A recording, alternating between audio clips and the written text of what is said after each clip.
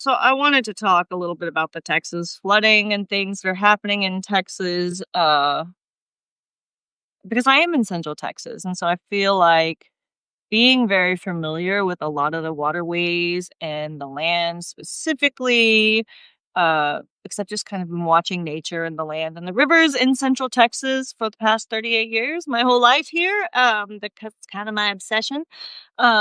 So I pay attention to these things because the rivers are one of my favorite things about Texas. But they also can be very, very, very, very dangerous. Um, and they have patterns. Throughout my life, I think this is maybe the third or possibly the fourth time that I've seen this happen, where in Texas we have a weather pattern of drought that lasts for a few years, and then we get like a monsoon, like a record. They always call it a 100-year flood, but they seem to happen much more frequently than every 100 years. I don't know why they call them a 100-year flood, except for as an excuse not to move homes out of danger's way. I don't know. But so we'll have a really bad drought, and then all our lakes will get really empty. All our rivers will start to look like they're gonna die. The San Gabriel River here in Georgetown, which I shared video of, which was really, really high, uh, was like empty, dry. It looks really bad. You can't swim in it. And these rivers I've been swimming in, my whole life, and for the past years, they had been so dead dry. You couldn't get in them, and even just like at the end of June, I was just saying, to either David or my mom, I don't remember who I was talking about it, but I was just like looking at this river and how all of our rivers are dry. Because when we drive around Texas, I'm always checking the rivers. Like every time we drive a river, I'm like, what's the state of that river? Like that's my obsession. Okay. What's the state of the water? How is this river doing? Like, if you're with me in person, you'll know I'm obsessed with rivers and waterways and lakes because like water is life, the earth is mostly water. Um, and we need water or we die. So it's really important for us to have clean water. And so I'm obsessed with the water, and I always have been. And I'm always like, can I jump in that river? Can I get in there? Is it swimmable? Like, and that's always my thought too. It's like, I want to get in the river. Although, I'm learning some of Texas waterways have crocodiles in them or alligators. I forget which one is in the salt and which one is in the fresh water. So now I'm going to be a lot more cautious jumping in waterways. I didn't know we had crocodiles or alligators here until a few years ago when I saw them at the beach. Woo, that's fun. Yeah, Magnolia Beach in Texas. I would never swim in there again, and I won't let my dogs in that water either because I literally have a video of this thing. It's like as long as me looking in the ocean, like looking at me like, I'm gonna eat you. And I'm like, I'm scared. And I had swam in that water before because I didn't know there were crocodiles in it. So yeah, Texas is an interesting place. You gotta be very water aware. Unfortunately in Texas, a lot of Texans are very out of touch with nature because we live in cities that kind of give us a false sense of security. Like we feel like we've got nature conquered, which is horrible, but like so people think nature in Texas has been tamed and it's not a danger to us, and we have a false sense of security around here, which is really can be really, really dangerous because we're not very weather aware. Like I noticed there's a big difference, like when you go to like Colorado and like New Mexico and things. Like in New Mexico, there's like signs everywhere in dry areas that only flood a few times a year that says like, hey, if it rains, get the heck out of here because it can turn into like a monsoon and start creating a flood.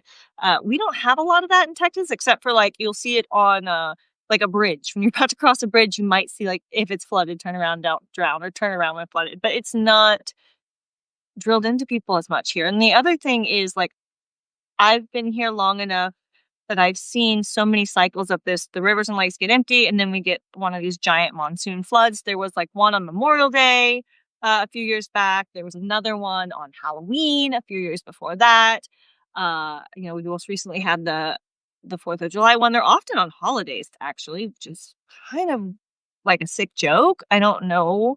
And so like we've had these historic, flooding events, many times throughout my life. And there was even some when I was a kid that I don't know the dates of because I was very little, but I remember going and seeing the aftermath in like Georgetown when the lake came up over the spillway. And there's like dead fish on the top of a dam. that's normally like water's way below it. And the whole lake and the park went underwater. And so I can remember that when I was very little. That's the first time I remember it happening. I was probably I don't know my age. I was in elementary school.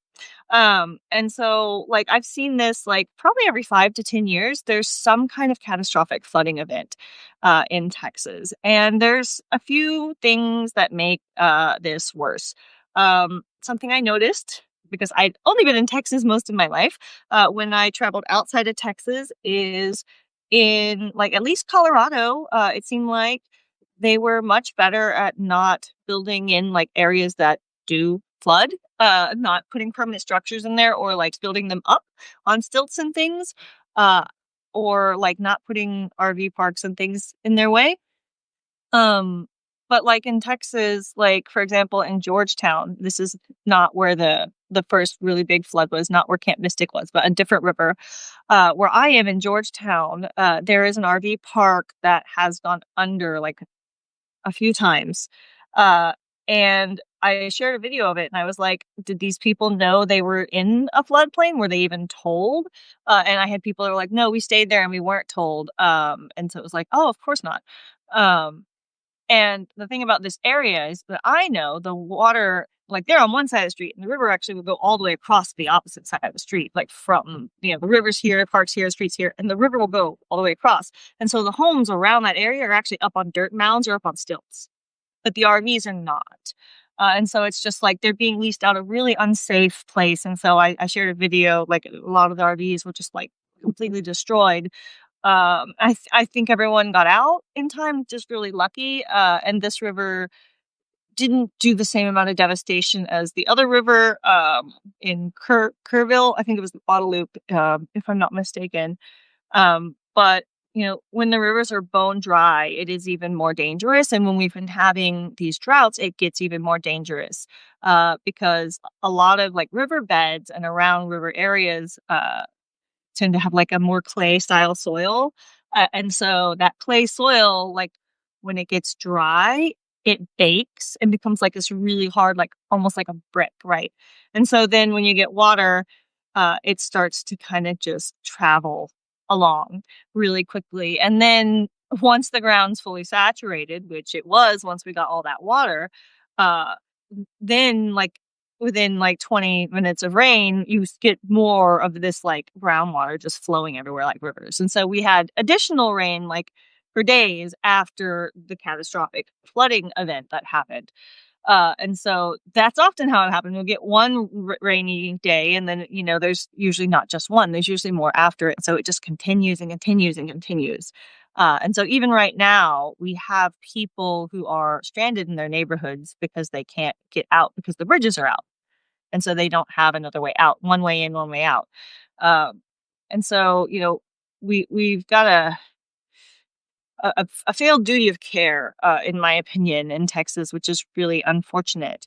Um, and Texas is a place where capitalism rules, and unfortunately, human lives are the cost of that, and not just human lives. Like the river, I think the river is a life, and the rivers are not being protected because we aren't being mindful of those watersheds, and so we had. I think at least 120 confirmed deaths, 96 in Kerr County. 36 of those were children.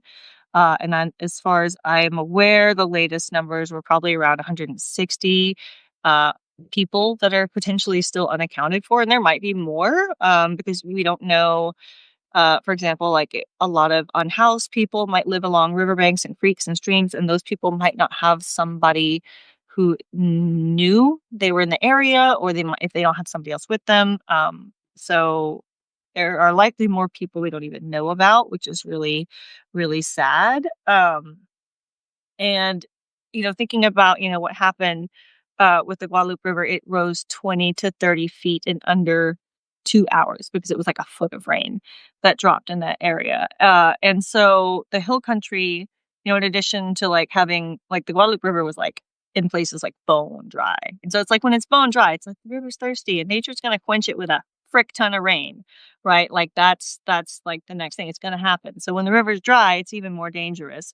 But that area and a lot of our areas around here, around the rivers, have like limestone underneath too, right? And so that doesn't help. And then at the same time, if any of you have been like over on like a hilly area, where like hills or mountains when it rains, like the hills and the mountains and the rains all kind of channel things down like a funnel into like a bowl. And so if you're in that bottom area, once everything starts rushing, it's like all channeling all the water down to you. So in the hill country, like it just, it all channeled down and it all filled up like a bathtub. Um, and so, that was had a big impact. And, this was, the storm was fueled by like, tropical storm Bear. I think it was Barry. I think Barry was the name of the tropical storm. And so we're not even in hurricane season yet. Right. And that wasn't even a hurricane that brought all that moisture. Right. So I'm really concerned about how this is going to be in the fall during hurricane season, um, because it's been bad, um, and so you know we like the warning systems and the weather prediction has gotten so much worse recently. Um, yeah, just looking at forecasts and then it's like the weather doesn't do anything like what the forecast says it's going to do. And it's like, it's always not been great, but it's just like recently, I feel like they can't ever get the weather right around here. I don't know about where it is for anyone else. Um, but like in hurricane season, it's really important that they're spreading that information and getting it right, especially in a state like Texas. Or I see, I've got someone from Florida here. Hello. And so you got to be safe. And like, if we're in a coastal state, it's prone to hurricanes. We really want good hurricane forecasting and good communication between like national and state and local communications. Um, we need to have good warning systems. And there's been some some talk that potentially there wasn't a county siren system in Kerr County. So that was a hindrance on potentially getting out like a code red kind of an alert to everyone there. Um, and apparently, Kerr County's flood warning funding requests had been rejected 3 times since 2015. So, Texas has blood on its hands. And that's why, Greg Abbott was doing this whole, he said, losers look for people to blame, right? Uh, Sounds like someone is trying to deflect blame from himself, would say, in my opinion.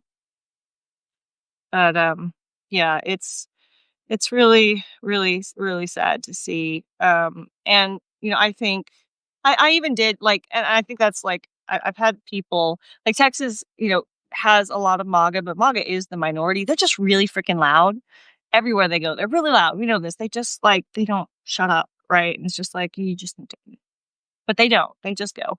Um, and so in Texas, they're really loud, and the state is gerrymandered like so badly that and they're gonna do it again. They're calling a special session so they can re-gerrymander Texas because they're worried about losing control. So they really and they're open about it. They're not even really hiding it. Like, they've openly said that's part of what they're doing in the special session and potentially taking away the hemp that's cannabis hemp that's federally legal, uh, from Texans, and that's gonna really piss some Texans off if they do that. Um but, they're calling a special session to, like, re-gerrymander to make it even worse because they don't, uh, let the people, yeah, have power. Like, it's really corrupt, and it's unacceptable. And I don't know what we're gonna do, but, like, we have to, you know, stop, letting the same people do the same things over and over again. It's bad. So yeah, they have the special session and hopefully they will potentially talk about flood warning systems. I hopefully that would be like a better use of their time in the special session. So like I'm hoping there will be pressure for them to talk about that instead of gerrymandering and taking away hemp. It's like there's much better, more dangerous things out there than, persecuting weed at this point in time when most people don't really want it to be legal, even if they're not cannabis users, just because so many people use it medicinally at this point. So they just need to stop. It's so unpopular. And apparently, the president might be coming to Texas today. So we'll see how that goes. If anyone knows, like when the president comes to a city or a state, it's very freaking expensive for that local city government or that state government because you have to like provide all the security detail. You have to close down streets so the president can move around. It's like a whole big hassle. And so it's like, oh, he's coming here. And it's like, how much is that going to cost the citizens of Texas for him to come here for some PR stunt, you know? So that should be interesting. Um, because yeah, he's not really the most kind, caring, compassionate, or empathetic person in the world. I have a feeling he's going to say something offensive, but we'll see. We'll see where it goes. But it's just been interesting. Um, because, you know, we had people at the very top in Texas, like our governor and people like on TV saying, you know, let's not look for people to blame right now. And let's, you know, we still have unfound family members. We can't talk about politics or blame right now. We have to just find our loved ones. And uh, it's really convenient coming from someone who probably is responsible, but they wouldn't want you to talk about it, right? Uh, and so then at the same time, like there have been Texans who are saying, "Oh, don't make this political." But you know, the fact that that money wasn't approved for that warning system previously is political. You know, the fact that uh, we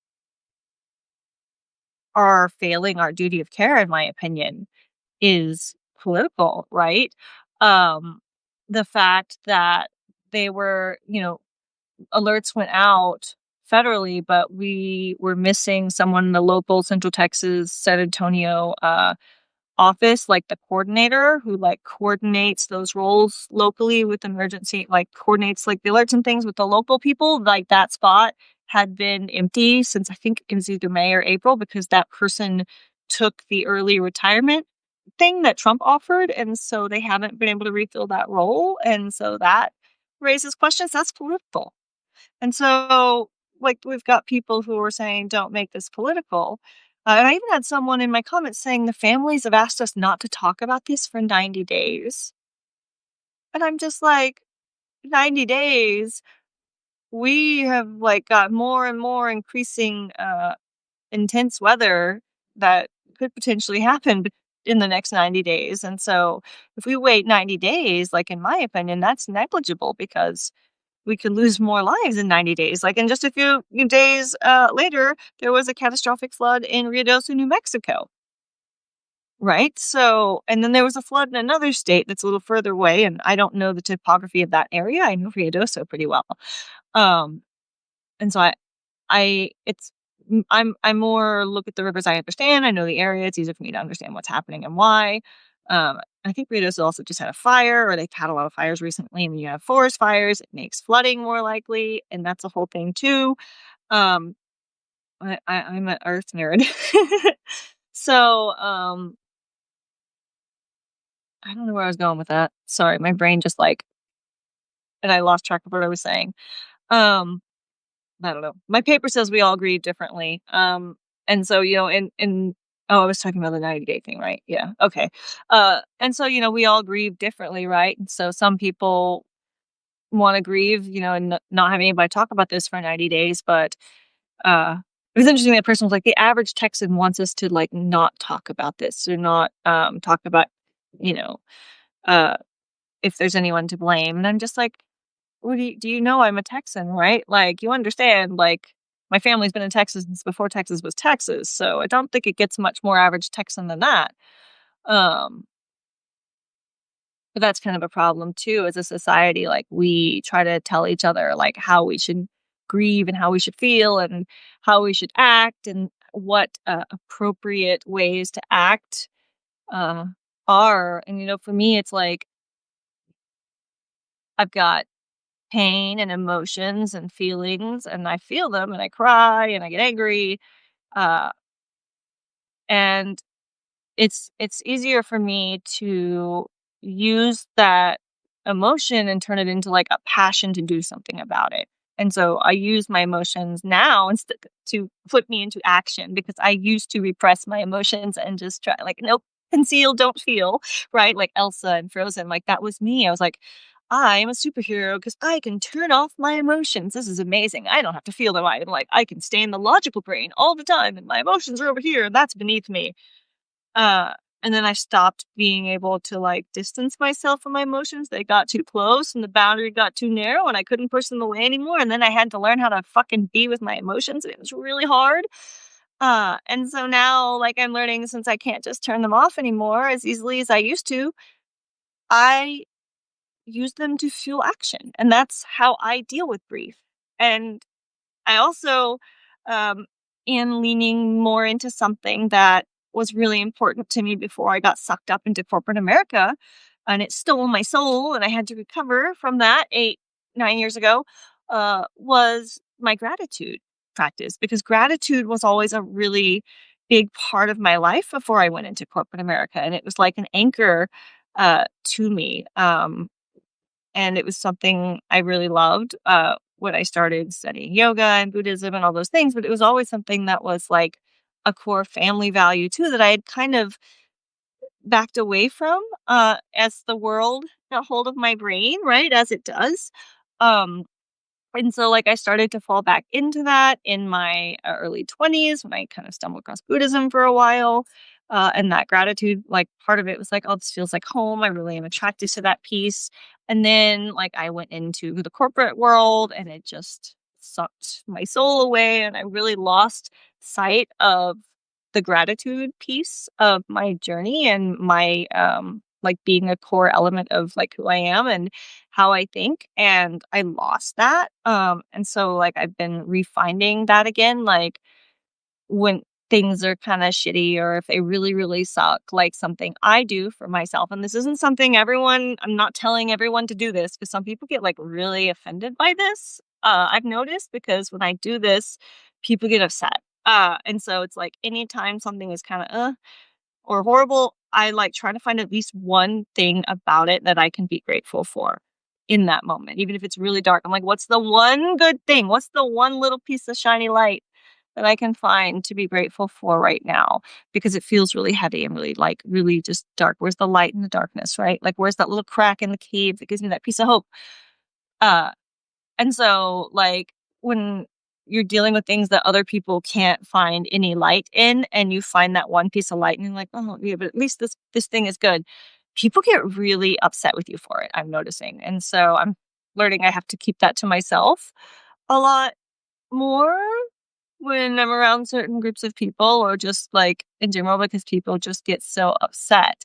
Uh and they don't want you to feel good when they're only feeling bad if they can't find anything to feel good about. And so they feel like you're rubbing joy in their faces um, when they can't find joy in a situation you're finding joy in. And that's a really interesting experience. But I think I've probably been there at one point in my life. I try to have compassion for those people because I know I've been that person where it's like I couldn't find joy in anything and bubbly, happy, joyful people really just made me cringe and got on my nerves because it was just like, "Why the fuck are you so happy? I can't trust your happiness." So I get it, but also it kinda sucks, because I feel like people are trying to drag me back to the old me that I don't wanna be anymore, right? Um, yeah, and that's something like, there are just some spaces that you can't grow in. There's some people that when they're around you, they just really hold you back and prevent you from growing. And that's kind of why I left a lot of like Facebook groups like in 2019 is because I kind of had this realization that I was trying to improve myself and become a better person and my values were changing and what I thought was acceptable way of treating myself and therefore other people started to change and a lot of the groups I was in I just like couldn't, be okay with how they treated people and each other, and I wanted better for me, and I felt like being in these groups where people acted in this way was a bad influence on me because it was, like, reinforcing things that I wanted to grow past, um, I don't know where I was going with all that, but I'm gonna get in the comments before I go. It's gonna be a short live. It's getting hot in here, so I can't take off all my clothes, obviously. And if I turn on the AC, everyone complains about the noise from it. I've got one fan on right now. Hopefully, it's not too loud. But it's Texas and it's hot, and so I'm gonna have to either turn this off or turn on the AC. And if I turn on the AC, it's really loud because I'm in a little trailer. So let me see what's in the comments. Let me see who's here. And I won't announce you if you haven't announced yourselves. Don't worry. And actually, no, I don't give names on these anymore because that lets me feel safe about putting the replay up just in case anyone with bad intentions shows up. Sounds good. Okay, so the music did sound good. Yeah, maybe I'll do like a song every intro to the show. Is it flooded in your area? No, not like where I am. There's not like a riverway or a waterway within miles of me. I'm on a flatland in an area that actually really typically like weather splits around and often doesn't really hit here except for rain. It's kind of an interesting topography, I guess, so to speak. Um, you just will see a storm like break up and split around where I am most of the time, not always. And so no rain here, although the groundwater was rushing so hard that it was like creating a little river, washed away a little bit of our driveway, but it's okay. It's a dirt driveway. We don't put down concrete because anyway, that's a whole thing. But yeah, we're pretty safe where we are. But like if you go 15 minutes that way,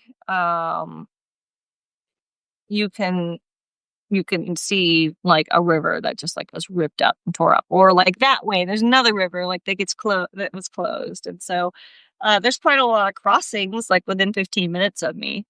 But yeah, not where I am. It's not too flooded.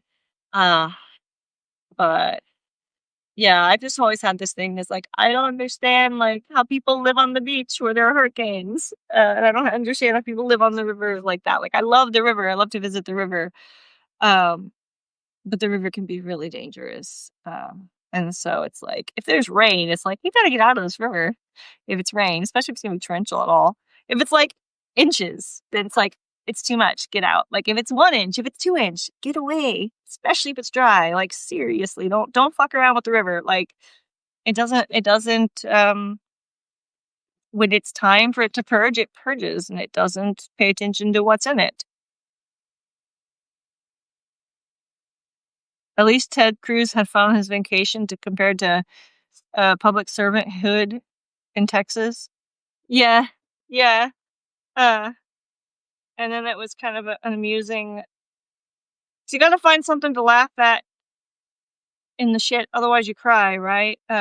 Right. That's me anyway. It's like I deal with myself with dark humor and humor because uh, it's just so sad that otherwise I will be depressed and I will cry. So I have to, I have to. Where is it?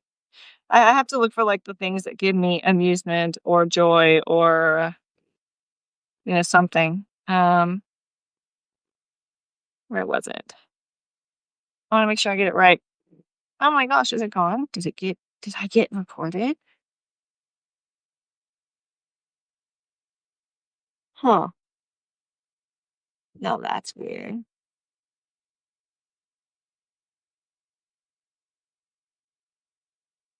That's odd. I had a post that I was, like, gonna check, like, because I had shared it yesterday on Instagram, and I, like, don't see it. It's there now, so maybe I got in trouble and they took it down or just I'm missing it. Huh. That's interesting and concerning. Hmm. Well, I'll have to figure that out later. Maybe it wasn't yesterday. I was gonna say. Wow.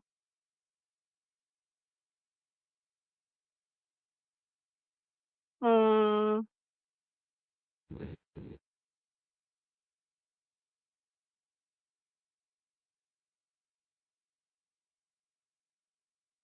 okay, that's gonna bother me now, but I think I had a post removed on Facebook and Instagram, and now I can't check what I was gonna say. That's frustrating because it was some dirt on like a Texas policy person.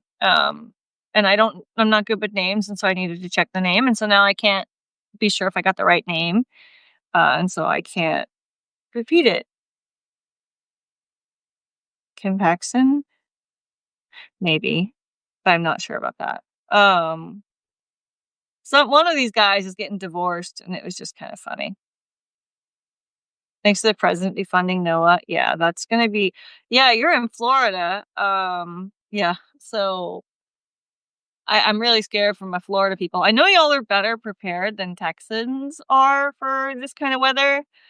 Um, like they're building on the coast more, and they've got all these dinky little stilt houses they're building as if like they're not going to get knocked off their stilts if there's a lot of wind. It's just wild to me that they're doing it like that. Like I know in Florida, like y'all have more like the hurricane shutters and things, and you don't see that as much around here. Um, it's just a catastrophe waiting to happen. Also, I think they think if the oceans raise, like a lot of the Texas coast is going to go underwater anyway. Yeah, Governor Abbott used a football analogy for dead Texans. It's really just gross, honestly. Lieutenant Governor Dan Patrick is just as involved. Yeah. All the gerrymandering everywhere, and people are confused to why people stop voting. Yeah. They'd probably be gaslit. Yeah. Charlie Clerk is blaming DEI. Of course he is. You mean like Pete Hegseth and Christy Gnome, the garden gnome? Just about as useful as a garden gnome, right? That was the other thing. Apparently the FEMA services weren't cleared for like until like 3 days later because uh she had said, I want approval for anything over this dollar amount, and the dollar amount was so minuscule that like basically any disaster would automatically be over that dollar amount, so they had to wait for her signature to like move. It's really they're trying to save money, but it's like costing lives, right?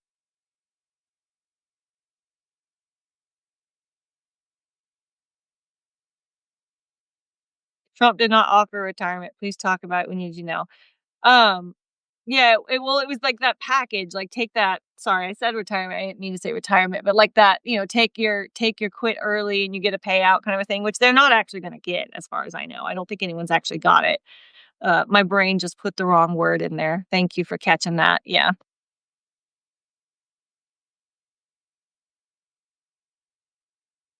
But yeah, he like was like, quit early. And so that local office person took the deal, quit early, and they haven't refilled that coordinator role yet. Um, and so it would be interesting to say that doesn't have an impact. Like it would be hard to say that doesn't have an impact, right? How could that not have an impact? Uh, it's just a really dark week in Texas. And I hope everyone here is safe. It looks like the rain is gonna stop for a while as far as the forecast goes, although who knows, the forecast isn't particularly accurate, so you never know. But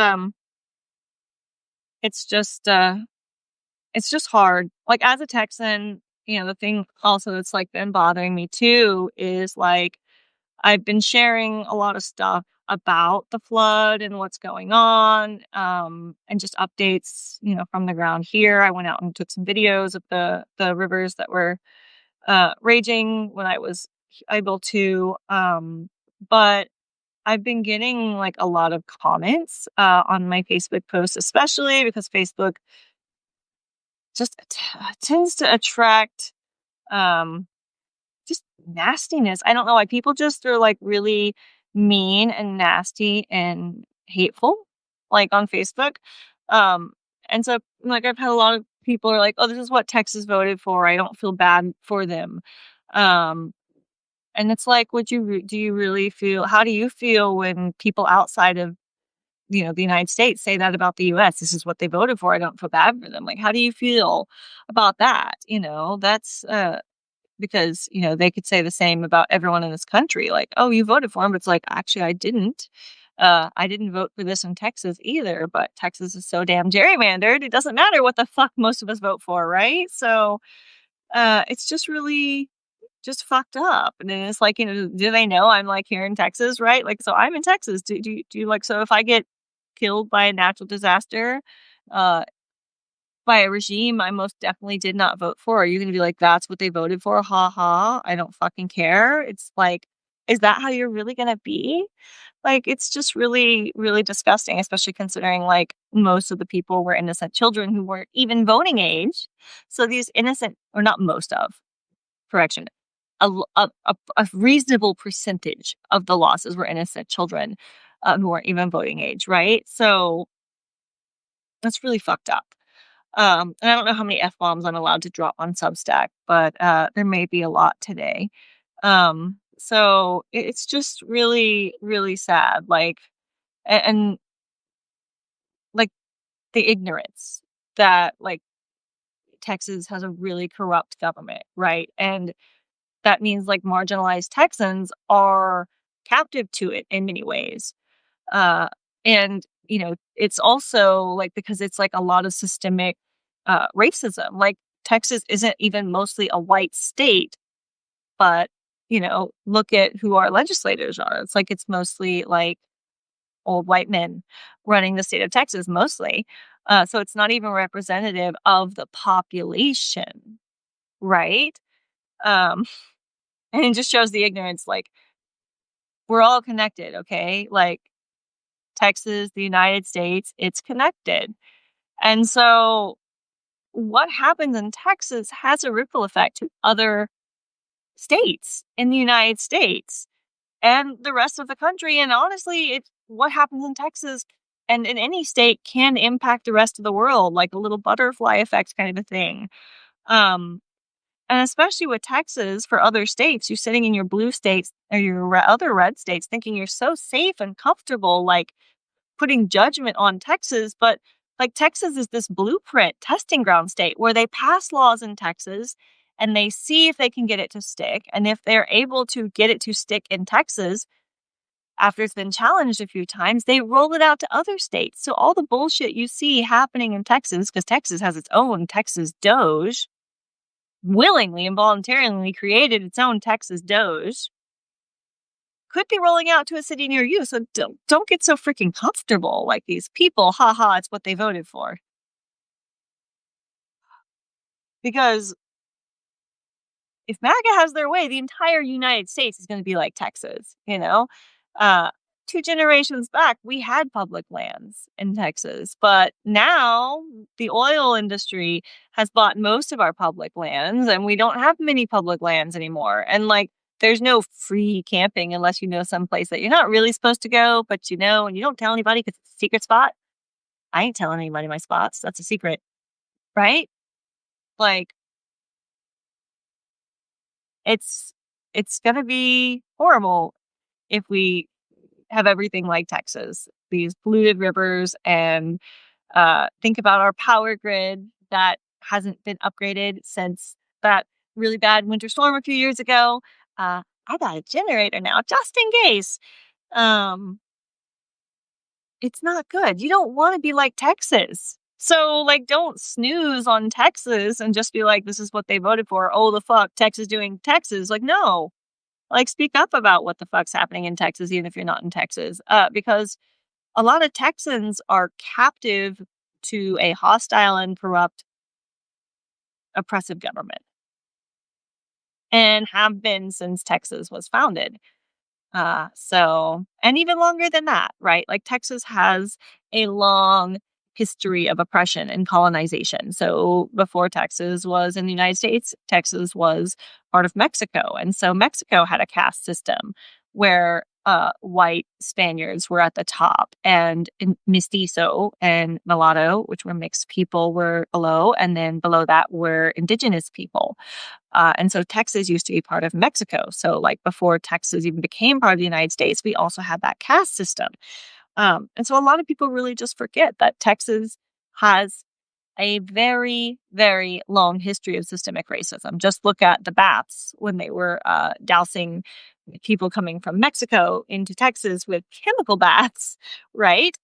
Just really horrific atrocities in Texas that has just been happening for generations and generations and generations. And so, like, on one tree of my family, on my grandmother's side, like, they were Mexican. But then in the 1840s, when Texas became Mexico, like you see the next year on the census, they write race American. Like it changed. Like they weren't mestizo anymore. They were American all of a sudden because Texas stripped all the property rights of anyone who was Mexican.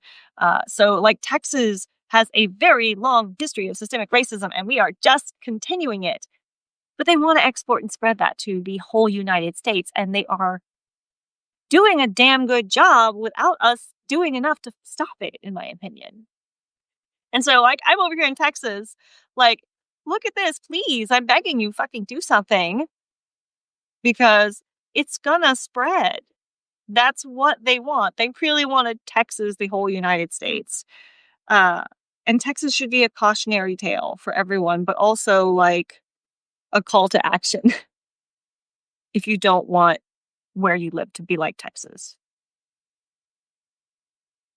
And that's just me, this Texan of generations and generations and generations, saying, trust me, you don't want them to do this to your state. Especially if you're in one of these beautiful states that has natural resources that they want to just take and deplete and just like strip. You can't hear? Can anyone else hear me? Is the sound okay? This fan just got louder all of a sudden. I was going to log off soon, so it might just be that means it's time to go if anyone else can't hear me. But I appreciate everyone's time, and thank you for listening to my little rant about Texas. Because I really hope everyone realizes this is a cautionary tale. You can hear me? Okay. You might have to refresh your browser. I don't know if there's anything else. I just had a lot of Texas on my mind. The shirt. Okay, so I also I wanna show off the shirt because I have the summer shirt fundraiser still available. I want to get this music back on though, but that's not the right one. Oh wait, that's the one. So anyway, there we go. That's what I was trying to play the first time. So for the summer, I still have my summer shirt. That's kind of loud. I got to turn that down. So I don't know if you can hear me. I still have my summer shirts available. I will drop a link to this when I repost the video. Which will probably be in about an hour because it takes a while to process because I don't tell it to auto post because then it'll put people's names on there. And I want to keep everyone safe because our government's really sketchy. So yeah, I still have the shirts available. I started doing t-shirt fundraisers when my consulting job kind of dried up because of a combination of Trump's assault on DEIA, because accessibility is part of DEIA and neurodiversity and queer inclusion. We're all in there. And so it's so taboo that my work's kind of become impossible or dangerous, and very few people are willing to bring me in. But my community has rallied behind me and has been supporting me buying shirts. And so this is my summer shirt. I'm already working on the fall shirt, and I'm really excited about the fall shirt. I can't share it yet. It's still like with a design team, because for these, I actually have a design team at Bonfire helping me. And so I've already seen like a preview of the fall shirt. It's going to be really cool. And I've got stickers coming soon. So they're in the mail. I was waiting for the stickers because they're going to have free shipping if they're in the US. And I think it's like $1 international shipping for stickers. So it's going to be like, hopefully as long as they don't start doing tariffs. I don't know how tariffs affect this shit because thanks, Donald Dump. So I have stickers coming for this design also. And so I'm going to start doing stickers with the shirts. But I wanted to wait until they had free shipping. So those are coming. And all of this, like, thank you everyone who's bought a shirt and who's helped support the blog, who's subscribed on Substack. All of you make this possible. I would have had to go do something else and shut this whole thing down if it wasn't for you. So I'm really grateful because I love doing this. I feel like it's an honor to be a custodian of such a really amazing freaking community. You are all amazing. I told a team I had a meeting with yesterday about a really freaking cool, exciting project that I can't really talk about yet unless CK is around. But I don't think she's here right now.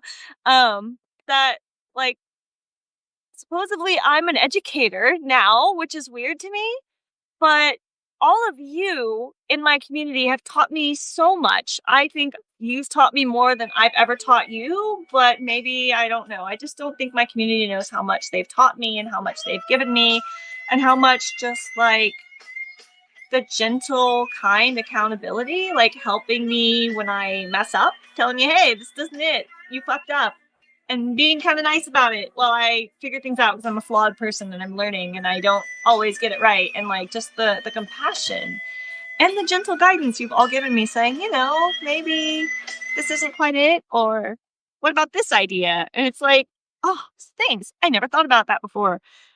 It's just been such a gift. And so I always try to give that gift back to everyone as best I can. And so I don't know if I can ever really repay you all for the gifts you give me because I don't think I think they're priceless. I got to turn that off. But the gifts that you all give me are priceless. And so thank you all so much. I will hopefully see you next week.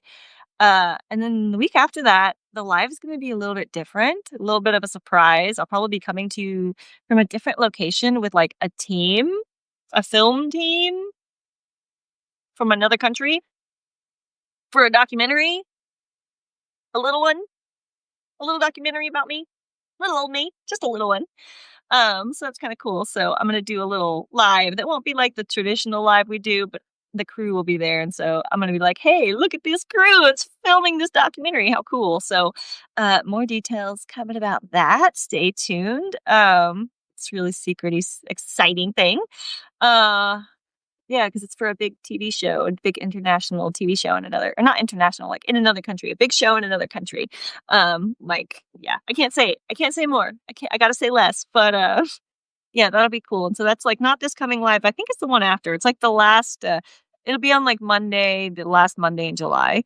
Is our shoot day, and we're gonna go do a shoot, and it's gonna be fun. But yeah, stay tuned. It's just wild. Wild.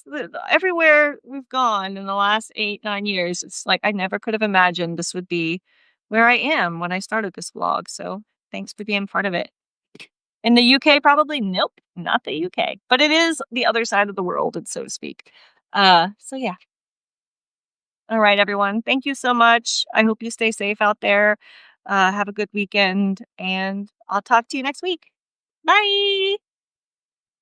End live video.